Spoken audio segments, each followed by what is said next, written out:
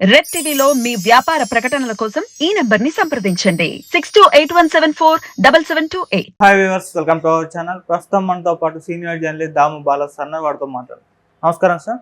నమస్తే సార్, ముద్రగడ పద్మనాభం మరోసారి వైసీపీలో జాయిన్ అయ్యి ఇటు పవన్ కళ్యాణ్ గారికి పోటీగా పిఠాపురంలో పోటీ చేయబోతున్నట్టు తెలుస్తుంది సార్. మరి దాని ఎఫెక్ట్ ఎలా ఉంటుంది? మరి పవన్ కళ్యాణ్ గారిని ఏమైనా ఓడించే అవకాశం ఏమైనా కనిపిస్తుంది? ముద్రగడ పద్మనాభం ఆయన ముందు నుంచి కూడా ఒక సీనియర్ కాపు నాయకుడు. వంగవీటి రంగా కంటే ముందు నుంచి కూడా కాపుల్లో ఆయన పనిచేస్తున్నారు.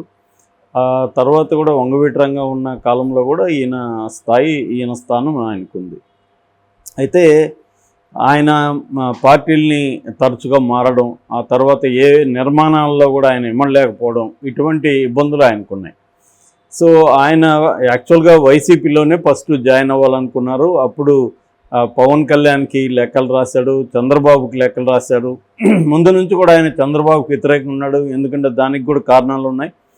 చంద్రబాబు కూడా కాపు రిజర్వేషన్ల ఉద్యమంలో ఆయన్ని చాలా ఘోరంగా అణచివేయడం, ఇంటికి హౌస్ అరెస్ట్ చేయడం, వాళ్ళ స్త్రీలను కూడా అవమానకరంగా తెలుగుదేశం వాళ్ళు మాట్లాడడం, ఇవన్నీ ఆయనకు తీవ్ర ఆగ్రహం తెప్పించాయి. అందువల్ల 2014లో కాపులు చంద్రబాబుని లేదా తెలుగుదేశం సపోర్ట్ చేస్తే 2019కి వచ్చేసరికి వైసీపీకి షిఫ్ట్ అయ్యారు. అలా షిఫ్ట్ అవడంలో ముద్రగడ పద్మనాభం రోల్ కూడా చాలా ఉంది.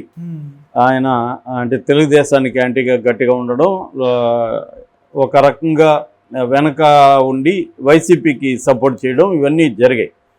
సో అందుకని తర్వాత కూడా ఆయన పవన్ కళ్యాణ్ ప్రశ్నిస్తూ లెటర్ రాశాడు. పవన్ కళ్యాణ్ని ఛాలెంజ్ చేస్తూ కూడా అప్పుడే నీకు దమ్ముంటే నేను నిలబడతాను, నువ్వు పిఠాపురంలో నిలబడు అనేది కూడా అప్పుడు మాట్లాడాడు కాకినాడ ఎమ్మెల్యే విషయంలో. సో దాని తర్వాత చంద్రబాబు కూడా లెటర్లు రాశాడు.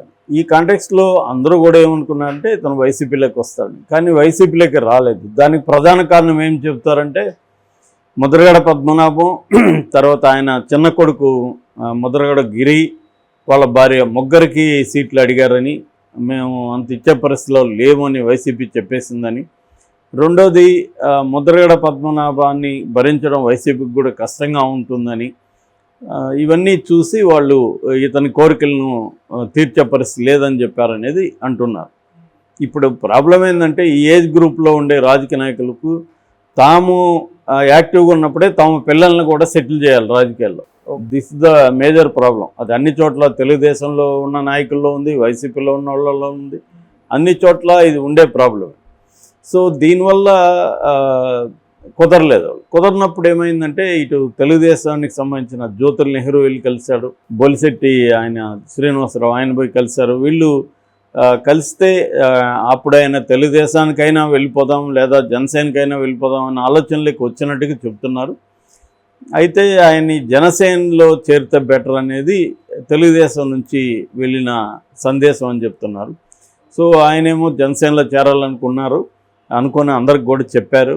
వాళ్ళ దగ్గర ఉన్న మిత్రులకు నాయకులకు వాళ్ళతో అంతా కూడా మాట్లాడి ఆయన డిసైడ్ అయ్యారు. అప్పుడు బొలిశెట్టి ఏం చెప్పాడంటే పవన్ కళ్యాణ్ ఒక 2 రోజుల్లో మీ ఇంటికి వస్తారు, ఆయనే స్వయంగా ఆహ్వానిస్తారని చెప్పాడు.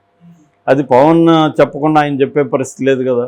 సో అది అలాగా అయిపోయి నెలన్నర అయిపోయింది, ఈయన రాలేదు. రాకపోగా సీట్లేమో 24 ఇచ్చారు తెలుగుదేశం నుంచి, అందులో 5 మాత్రమే ప్రకటించాడు, ఇంకా 19 ప్రకటించలేదు. దాంతో ఆయనకి ఏమైందంటే ఎవరో మరి వాళ్ళకి సర్కిల్ ఉంటుంది కదా, చంద్రబాబే వద్దన్నాడు, చంద్రబాబు ఆపేశాడు, అతన్ని నువ్వు భరించలేవు, నీకు రెండోది ఇంకొక పవర్ సెంటర్ తయారవుతుంది జనసేనలో, అది ఇబ్బంది అనేది చంద్రబాబే సలహా ఇచ్చి ఆపేశాడు అనేది ఆయన నమ్ముతున్నట్టుగా చెప్తున్నారు. నిజంగా చంద్రబాబే సలహా ఇచ్చాడా లేకపోతే పవన్ కళ్యాణ్కి కూడా ఈ ప్రాబ్లం ఉంది. ఎందుకంటే వాళ్ళన్న ప్రజారాజ్యం పార్టీని దగ్గరుండి చూసినప్పుడు పవన్ కళ్యాణ్కి వచ్చిన ఇంప్రెషన్ ఏంటంటే కొంతమంది స్వార్థపరులు రకరకాల పేరుతో ప్రజారాజ్యంలో చేరి ఇబ్బంది పెట్టారు, ఈయనకేమో అన్నకు మొహమాటం, గట్టిగా చెప్పలేడు, దానివల్ల చాలా ఇబ్బందులు పడ్డాడు అనేది పవన్ కళ్యాణే స్వయంగా ఒకసారి చెప్పాడు. సో దాని నుంచి పవన్ కళ్యాణ్ ఏంటంటే రెండవ పవర్ సెంటర్ ఉండకూడదు, తన కంట్రోల్లో అందరూ ఉండాలి. అందుకనే మనకి ఒక నాదెండ్ల మనోహర్ తప్ప ఇంకెక్కడ స్టేట్ స్థాయి లీడరు ఇంకెవరు లేరు జనసేనలో. మీరు గమనిస్తే ఎక్కడైనా కూడా పవన్ కళ్యాణ్ ఈయన ఇద్దరు మాత్రమే కూర్చొని ఉంటారు నాదెండ్ల స్టేజ్ మీద కూడా, ఇంకెవరిని కూర్చోబెట్టరు. ఒక్కోసారి పవన్ కళ్యాణ్ ఒకడే కూర్చుంటాడు చాలాసార్లు, ఆయన్ని కూడా కూర్చోబెట్టడు. అంటే నీ ప్లేసు అక్కడే అని అనేక సార్లు ఆయన చెబుతుంటాడు. సో అలాగా అంటే దగ్గరున్న వాళ్ళు కూడా పవన్ కళ్యాణ్ పనిచేసి బయటకు వచ్చిన వాళ్ళు కూడా ఏం చెప్తారంటే, ఆయన తన చెప్పిన దానికి ఎవరైనా ఎదురు మాట్లాడినా భిన్నమైన అభిప్రాయం ఎక్స్ప్రెస్ చేసినా ఆయన తట్టుకోలేరు పవన్ కళ్యాణ్, ఆ ప్రాబ్లం ఉంది ఆయనకి అనేది చెప్తారు. జనరల్గానే రీజనల్ లీడర్స్లో ఇలాంటి ధోరణులు ఉంటాయి. ఎందుకంటే వాళ్ళ పేరుతోనే పార్టీ, వాళ్ళే పార్టీని స్థాపించి వాళ్ళ పేరుతో పార్టీ నడుస్తుంది కాబట్టి, నా వల్ల నువ్వు ఉండవు తప్ప నీ వల్ల నేను లేను కాబట్టి నా కంట్రోల్లో నువ్వు ఉండాలా అన్న ఒక ఈగో డెవలప్ అయి ఉంటుంది. రెండవది, సినిమా స్టారుగా వచ్చినప్పుడు రాజకీయాలకి సినిమాల్లో ఏంటంటే హీరో కాబట్టి అందరూ ప్రొడ్యూసర్ దగ్గర నుంచి అందరూ ఈయన మాట వింటారు. నేను స్వయంగా బాలు సినిమా అప్పుడు చూశాను లొకేషన్లో. ఎందుకంటే నేను కూడా అప్పుడు సేమ్ బ్యానర్లో సుభాష్ చంద్రబోస్ సినిమాకు పనిచేస్తున్నా కాబట్టి సైమల్టేనియస్గా షూటింగ్లు జరిగేవి. అశ్విని దత్ రెండింటికి ప్రొడ్యూసర్. అందువల్ల మేము వెళ్ళేవాళ్ళం అంట. వెళ్ళినప్పుడు చూస్తే ఆయన పవన్ కళ్యాణ్ సెట్లో నిలబడి ఉంటే ఇంకెవరు కూర్చోవడానికి లేదు, ఇంక్లూడింగ్ ప్రొడ్యూసర్తో సహా అందరూ నిలబడి ఉండాల్సిందే. అట్లాగే ఇంకా విచిత్రం ఏంటంటే, ఆయన కెమెరా ముందు వెళ్ళి నిలబడితే ఇతను వెళ్ళి రహస్యంగా అతని చెవులో చెప్పాలి సీను డైరెక్షన్. ఎవరు కరుణాకర్ ఉండేవాడు. తర్వాత గట్టిగా రెడీనా, కెమెరా రెడీ, అది రెడీ, ఇది అనడానికిలే, సౌండ్ కెమెరా అని అరవడానికిలే, దగ్గరికి వెళ్ళి కెమెరామ్యాన్తో భుజం తట్టాలి. అంటే అరుపులో కూడా ఉండకూడదు. అట్లాగే పవన్ కళ్యాణ్ ఇలా చూస్తే అక్కడ ఎవరు కూడా జనం ఉండకూడదు, అంత బిల్డప్ ఉండేది పవన్ కళ్యాణ్కి. సో ఇది ఎక్కేస్తుంది కదా మైండ్లోకి. అంటే నాకు తిరుగులేదు, నేనేం చెప్తా అది అని. తర్వాత అతను 3 రోజులు రాలేదు ఒకసారి షూటింగ్కి. 3 రోజులు రాకపోతే ఎవరు కూడా ఈయన ఎవరికి చెప్పలేదు, 3 రోజులు రానని ఎవరికి చెప్పలేదు. ఈరోజు రాలేదంటే మామూలుగా అయితే వేరే వాళ్ళనైతే ఫోన్ చేసి అడుగుతారు, సార్ వస్తున్నారా అని. కానీ ఆయన అడిగే ధైర్యం ఎవరికి లేదు, అడగలేదు. అలాగే 3 రోజులు రాలేదు. 3 రోజులు రాకపోతే 3 రోజులు దాదాపు 200 నుంచి 300 మంది లొకేషన్లో, ఎందుకంటే స్టంట్ సీన్లు తీస్తున్నారు ఆ ఫైటర్లు అందరూ, జూనియర్ అందరూ వచ్చి కూర్చోవడం, ఈవినింగ్ వరకు వెయిట్ చేయడం, పోవడం. ఎందుకంటే ఈయన రానంటే వేరే వాళ్ళతో షూట్ చేయొచ్చు, ఈయన వేరే వాళ్ళతో చేసినప్పుడు వచ్చాడనుకో మళ్ళీ ఇంకా అది ఇబ్బంది. అందుకని అలాగ 3 రోజుల పాటు ఉన్నా కూడా ఆయన ఎప్పుడు కూడా ఎవరికి కూడా కనీసం ఒక మెసేజ్ కానీ వాళ్ళ అసిస్టెంట్ ఎవరో ఒకరు ఫోన్ చేసి చెప్పడం కానీ ఏమీ లేదు. అలా ఉంటుంది పవన్ కళ్యాణ్ వ్యవహారం సినిమాలో. అటువంటిది రాజకీయాల్లో అదే ధోరణి ఆయన చూపించడంలో ఆశ్చర్యం లేదు.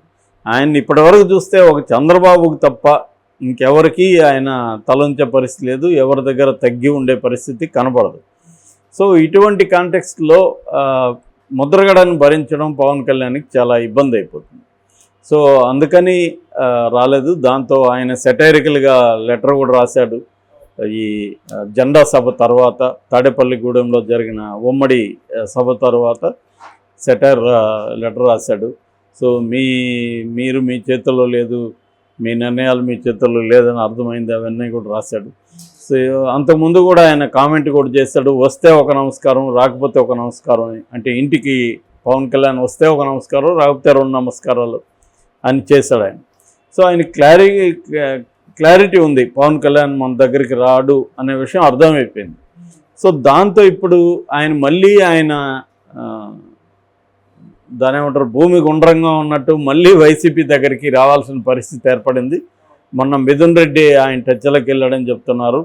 సో మిథున్ రెడ్డితో ఫోన్లో మాట్లాడాడు, క్లియర్గా మిథున్ రెడ్డిని అడిగాడని చెప్తున్నారు. నువ్వు అడుగుతున్నావా లేకపోతే జగన్ అడగమన్నాడంటే, లేదండి జగనే అడగమన్నారు, మిమ్మల్ని పార్టీలకు పిలవమన్నారంటే అది కూడా అన్కండిషనల్గా. అంటే ఇప్పుడు ఎమ్మెల్యే సీట్ ఇవ్వమని కానీ ఏం అడగడానికి లేదు, ఒకవేళ పోటీ చేయమని చెప్తే పోటీ చేస్తాను అన్న పద్ధతిలోకి ఆయన వెళ్ళిపోయాడు. ఎందుకంటే ఒక్కోసారి మనం మన డిమాండ్లు పెట్టే పరిస్థితిలో ఉంటాము, అప్పుడు మనం పెద్ద రెచ్చిపోయినప్పుడు రివర్స్లో మన డిమాండ్లు పెట్టే పరిస్థితి పోతుంది. అదే ఈయనకి జరిగింది. ఫైనల్గా ఇప్పుడు వైసీపీలోకి 12న జాయిన్ అవ్వబోతున్నాడు అని చెప్తున్నారు. జాయిన్ అయితే మాత్రం పవన్ కళ్యాణ్ పిఠాపురంలో పోటీ చేస్తే ఈయన కూడా పిఠాపురంలో పోటీ చేసే అవకాశం ఉంది. ఖచ్చితంగా పవన్ కళ్యాణ్కి కొంత ఇబ్బంది ఉంటుంది. ఓడిస్తారా అనేది చెప్పలేం, కానీ కొంత ఇబ్బంది అయితే ఉంటుంది. ఎందుకంటే పిఠాపురంలో కాపుల ఓట్లు దాదాపు 90,000 వరకు ఉన్నాయని పవన్ కళ్యాణ్ అక్కడ పోటీ చేస్తాడు. ఈయన కానీ పోటీ చేస్తే చీలే అవకాశం ఉంది. అయితే ఇప్పుడు మరి ఆయన చేస్తే పవన్ కళ్యాణ్ ఇంకా అనౌన్స్ చేయలేదు కాబట్టి ఆయన తిరుపతి వెళ్తాడని కూడా అంటున్నారు. పవన్ కళ్యాణ్ కూడా ఆలోచిస్తున్నాడు. అంటే ఎక్కడ నేను చేసినా జగన్ నన్ను ఓడించడానికి ట్రై చేస్తాడు కాబట్టి ఎక్కడ చేయాలి అనేది పవన్ కళ్యాణ్ చెప్పకుండా కొంత లేట్ చేయడానికి అది కూడా కారణం అని చెప్తున్నారు. Okay sir, thank you so much.